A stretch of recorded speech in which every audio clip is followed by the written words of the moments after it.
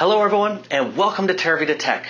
This week, I'm going to talk about debunking some more myths out there about our current T-sheet, while talking about our current T-sheet algorithm and addressing our new T-sheet algorithm. And before I get into that, I do want to give our board of directors a big round of applause for how well they've effectively communicated what's going on with our T-sheet, especially in regards to why you might not be getting your tea times. The purpose of this video is to simplify that message, if that's even possible. See, there's a lot of speculation out there as to why we are in this current situation, and I'm not going to talk about that. I'm going to give you facts. I want to give you as many facts as possible to give you an informed decision about what to do in the future.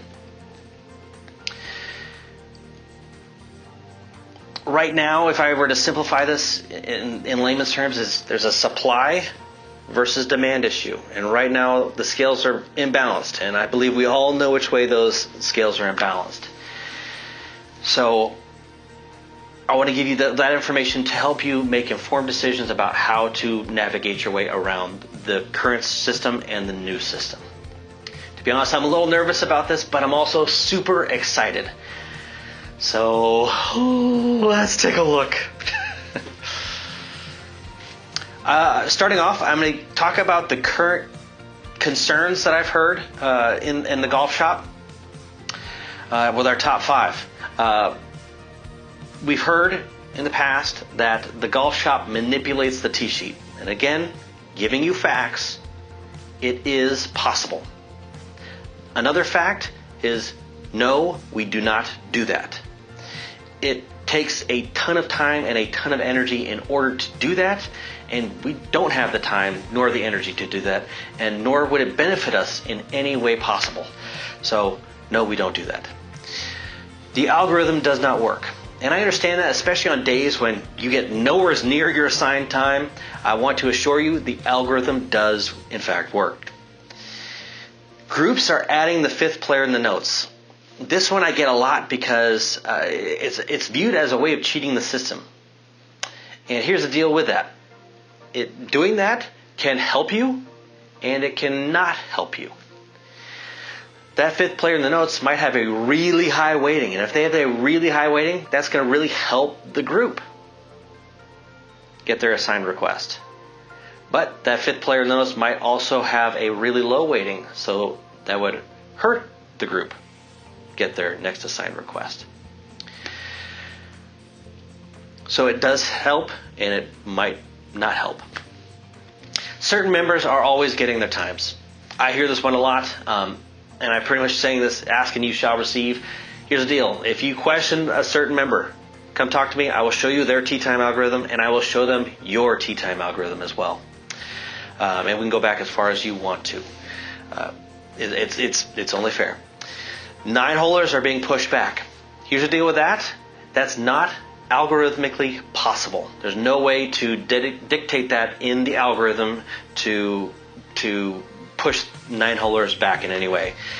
You can do that by clicking I'm playing from 18 holes to 9 holes, but the algorithm does not calculate that in any way possible. So no, it does not factor that in. Moving on to our next upcoming algorithm. The upcoming algorithm is really just a shift in your focus. The old system was a weighted by proximity, meaning it was a time differential between your actual request and the time that you actually got. And the higher that weighting, the greater the chance you had of getting your next tee time. With the new system, it is a quantity of 18 holes played, so it's a weighting by rounds played algorithm. So I want to be careful about this definition of the 18-hole round. The 18-hole round is obviously playing 18 holes within a specific time frame. So if you have a tee time from 8 a.m. to 1:30 p.m. in the month of February, you will be assigned a point. In March, it changes because of earlier tee times and later sunsets from 7:30 to 2 p.m. And again, I want you to imagine that as a box. And if you have a time within that box, whether you're playing 18 holes or 9, it doesn't matter. If you have a time within that box, you are assigned a point. And each time you have a point, you'll be given a point value into that algorithm. What this is pretty much just a shift in the tee time waiting system. So let's get into the specifics. How does it work? To be honest, I don't know this one yet, but I am super excited to find out. The ForeTees, the tee sheet masters, are literally working on this as we speak. So again, as soon as I know the details, I will do another video explaining all that as much as possible. Will it stop the fifth player in the notes? No. Will it affect 9-holers? No. When it comes to that fifth player in the notes, the old system, if you are added that fifth player in the notes, you would not be inputted into the algorithm. Now with the new system, it doesn't matter if you're first, third, fourth, or fifth. If you have a time within that window, you will be assigned a point. Okay? I do want to address this, is I won't be able to play as many days as usual. That is incorrect. You will be able to play 7 days a week if you want to. It's going to be very difficult to play within that time window. Okay? So, again, you can play as many times as you want to, but it's going to be a lot more difficult to get that time within that specified time window for that month. Couple things to remember, a couple hints. Remember, this is a weighted system. It was before and it will be in the future.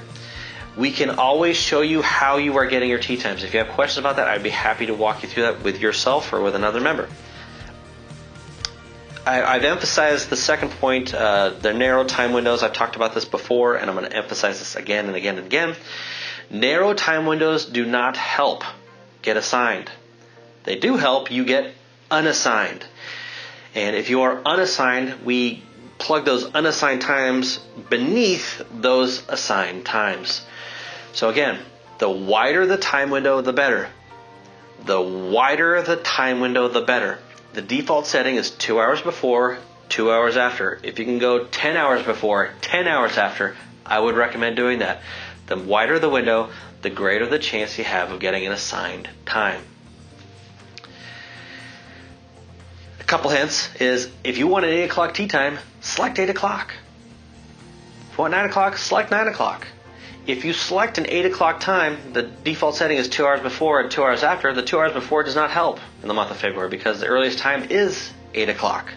So widen that window afterwards. Okay?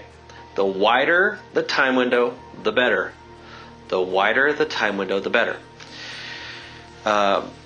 Another helpful hint, and I'm not trying to coerce you to do this or not, but if you don't care if you have an early tee time on a specific day and you don't want to be included on the algorithm, select the first time after that's available in that box. So if it goes to 1:30, select 1:40 and 0 hours before and 4 hours after.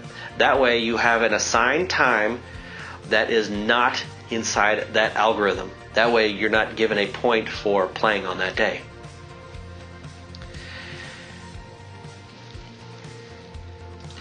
And again, this is what your lottery request details looks like, and I really want to emphasize that 2 hours before, 2 hours after. I hope you are getting that hint. And I hope this helps you understand a little bit better about what is currently going on and what's going to happen in the future. And if you do have questions about either of those situations, please send them my way. And maybe I can address it in a future video.